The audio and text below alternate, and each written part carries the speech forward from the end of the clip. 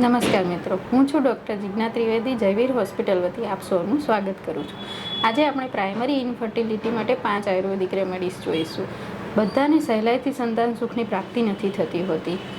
મહિલામાં માસિક સાયકલ બાદ સંભોગ દરમિયાન 1 વર્ષ સુધી પણ ફળદ્રુપ સમયમાં જો ગર્ભ ન રહે તો તે અવસ્થાને વ્યંધત્વ કહે છે। આયુર્વેદ અનુસાર સંતાન પ્રાપ્તિ માટે એક દંપતીને શારીરિક અને માનસિક રીતે મજબૂત અને સ્વસ્થ હોવાની ખૂબ જ જરૂર છે।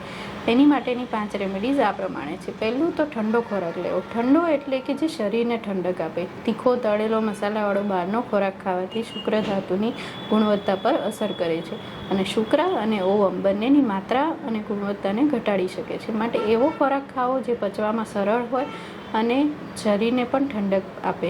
શિરોધારા, બીજો પોઈન્ટ છે શિરોધારા। આયુર્વેદમાં શિરોધારામાં ચોક્કસ બિંદુઓ પર એક લયબદ્ધ રીતે એક પ્રવાહીની ધાર કરવામાં આવે છે કપાળ પર, જેનાથી હાઇપોથેલેમસ, પિટ્યુટરી અને પિનિયલ ગ્રંથિઓ ઉત્તેજિત થાય છે અને FSH એટલે ફોલિકલ સ્ટિમ્યુલેટિંગ હોર્મોન્સ જેવા હોર્મોનના સ્ત્રાવમાં પણ મદદ કરે છે। મહિલામાં FSH એ ઓવરિયન ફોલિકલ્સને ઈંડા છોડવા માટે ઉત્તેજિત કરે છે, જેના વગર સંતાન પ્રાપ્તિ શક્ય જ નથી। થર્ડ પોઈન્ટ છે તણાવ। જ્યારે મહિલા તણાવમાં હોય છે ત્યારે તે નિયમિત રીતે ઓવ્યુલેટ નથી થતી અને જ્યારે પુરુષ તણાવમાં હોય છે ત્યારે શુક્ર ધાતુની ગુણવત્તા પર અસર કરે છે અને ટેસ્ટોસ્ટેરોનના સ્તરમાં પણ ઘટાડો થઈ શકે છે। માટે તણાવથી મુક્ત રહેવા માટે તમે નિયમિત રીતે યોગ, પ્રાણાયામ, મેડિટેશનનો સહારો લઈ શકો છો। ફોર્થ પોઈન્ટ છે લોગ્ર।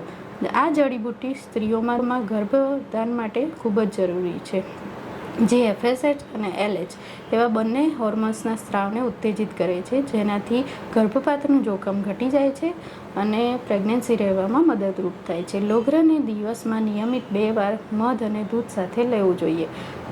પાંચમો અને છેલ્લો પોઈન્ટ છે નિયમિત જીવનશૈલી। આયુર્વેદ ફક્ત ઔષધીય ચિકિત્સા શાસ્ત્ર જ નહીં, પરંતુ સ્વસ્થ વૃદ્ધ એટલે કે સ્વસ્થ રહેવાની કળા શીખવાડે છે, જે નિયમિત જીવનશૈલીનું અનુસરવાનું ખૂબ જ અનિવાર્ય છે। જ્યારે તમે બાળકની પ્લાનિંગ કરી રહ્યા હો ત્યારે કુટેવો એટલે કે ધૂમ્રપાન, તમાકુ, આલ્કોહોલ વગેરેનો ત્યાગ કરીને જ્યારે નિયમિત જીવનશૈલીનું તંદુરસ્ત જીવનશૈલી સાથે જ્યારે તમે એને અનુસરવાનો પ્રયાસ કરશો ત્યારે તમારું શારીરિક સ્વાસ્થ્ય તો સુધરશે જ, પણ સાથે સાથે પ્રજનન ક્ષમતામાં પણ ફાયદો થાય છે। માટે મિત્રો, આ પ્રમાણે આયુર્વેદમાં જણાવ્યા પ્રમાણે નિયમિત જીવનશૈલી, સારો ખોરાક અને નિયમિત વ્યાયામ કરવાથી દરેક સમસ્યાનો હલ શક્ય છે। ધન્યવાદ।